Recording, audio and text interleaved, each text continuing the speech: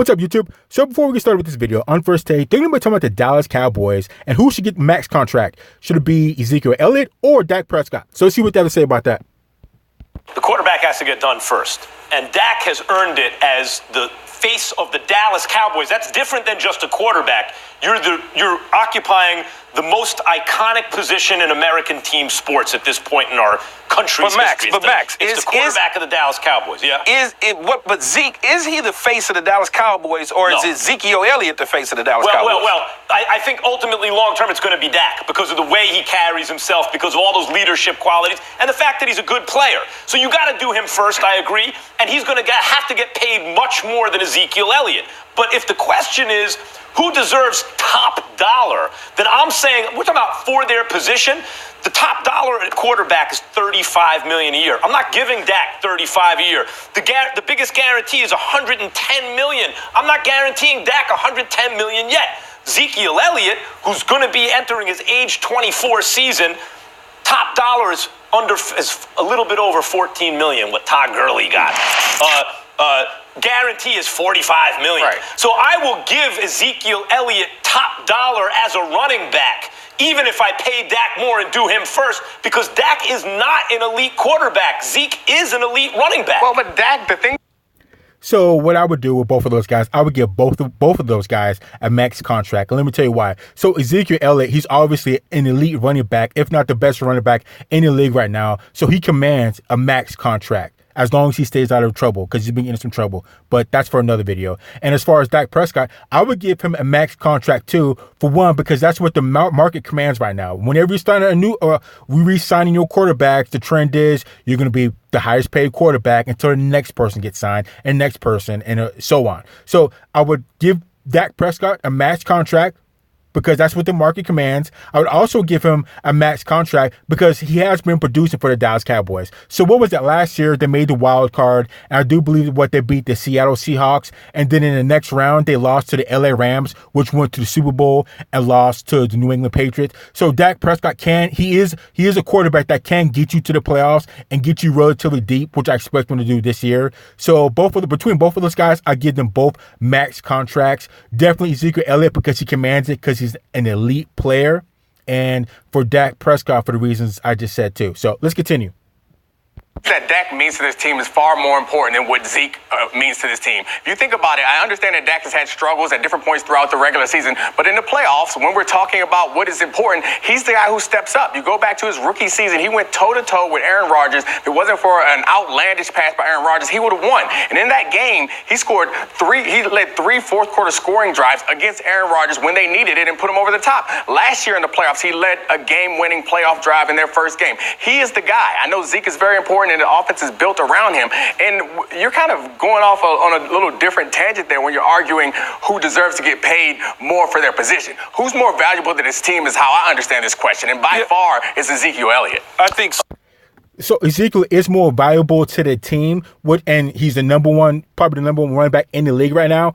But of the two, if I had to give max contract to, I'd probably give it to Dak Prescott, because replacing a running back is easier than we're trying to replace a quarterback. If I can, I give them both max contracts. But if I had to choose between the two to keep and whoever to give the less amount, I would have to do that with Ezekiel Elliott. Because like I said, it's easier to find a running back than it is to find a quarterback that could play and get you to the playoffs and do well in the playoffs. So of the two, I would definitely give the bag to Dak Prescott. But at the same time, I would still have to give Ezekiel Elliott max contract because he's an elite running back. But if I had to choose between the two, it'd have to be Dak Prescott, because he's your quarterback.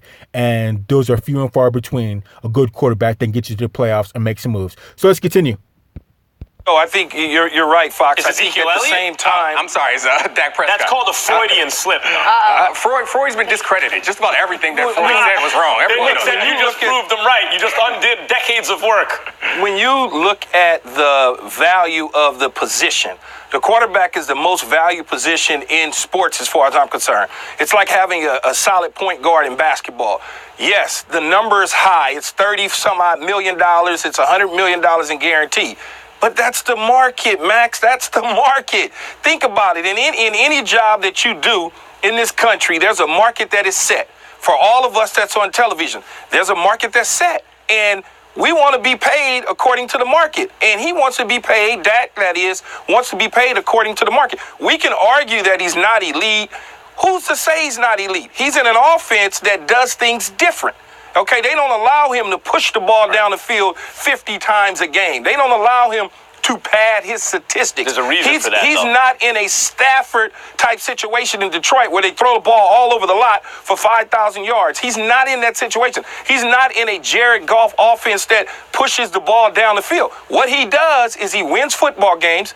He utilizes his running style to extend the plays. He does all of the things that some of these other quarterbacks don't do. And also, he never steps in it in the media. In an intense media atmosphere, he always says the right thing. He doesn't miss games. He doesn't do durable. any of those things. And he comes through in the clutch like he's the quarterback of that team. And Dominique, you make a great point. We were talking about it yesterday.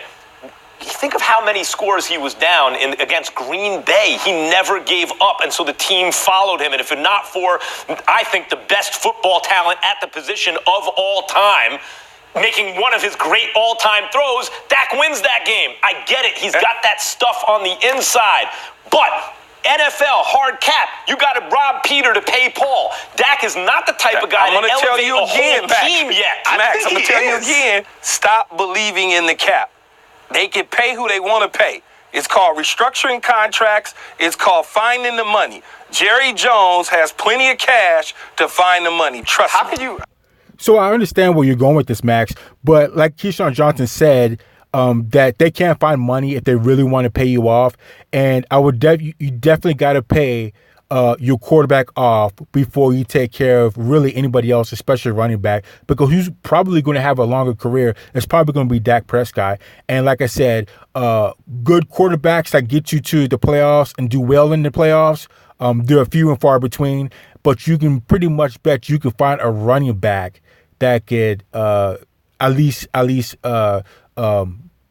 do his part. It won't be like a huge void there.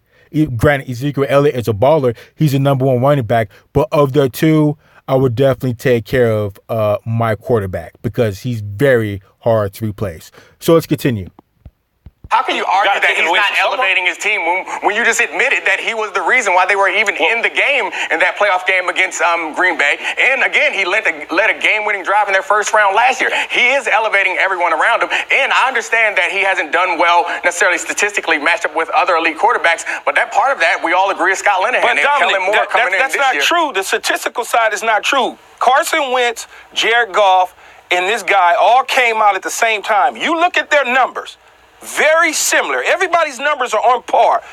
The number that stands out to me the most is his rushing ability. Those guys don't have that. But when you look at the wins, the losses, you look at the passing completion percentages, you look at the yards in the air, you look at you just look at it all. They're all right together.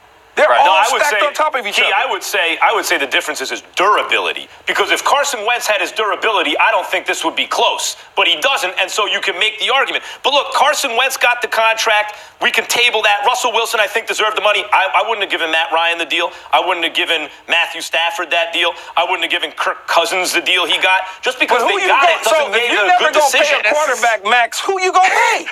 Well, no, you have to pay the right quarterback. Well, we know he wouldn't pay Tom Brady. You know, the guy that's been to the Super Bowl 9 times and won it 6 times. You know he wouldn't pay him off. So let's continue. You got to pay him appropriately. He's going to be an unemployed GM is what's going to happen to Max. Have you seen a team without a quarterback and what that looks like? Yeah, you have to have a quarterback. You got to have a quarterback, that doesn't mean you overpay a quarterback so that you're cash strapped in other positions and then you never win. But your quarterback is your base. If you have a good quarterback, that can make up for a loss in other positions. Your wide receivers may not be so good. Your running back may be average. But having that good quarterback, being able to distribute the rock and make plays happen, that can get you over the hump of a lot of things versus having a garbage trash quarterback, but you have a super running back or a great wide receiver. Your base starts with a good quarterback. Actually, it really starts with a good offensive line, but I'm an old school lineman, but let's continue. And in this situation, we're arguing over who deserves to get top dollar more. You would go with Zeke over Dak, which to me doesn't make any sense. If you pay, I think both of them need to be paid. Obviously, I'm not going to argue against either of those top guys getting money. But when it comes down to the big plays needing to be made in big time situations, Dak has showed up time and time again. And that's how we measure quarterbacks. That's how we measure great players, is who's going to make those big plays in the playoffs. And he was able to do it as a rookie, and he's been able to do it in his third year. And I expect under Kellen Moore, he'll have even better regular season wins does he have going forward. How many playoff wins? He's in his third year, Max. Calm down, dude. He just finished his third year. He's got the same amount as Zeke. And that's what the argument's about. Right, I get it. But when you're talking about paying top dollar for a quarterback, that'll be $36 million. That's the market. You can't pay a guy. Max, you cannot pay him $20 million.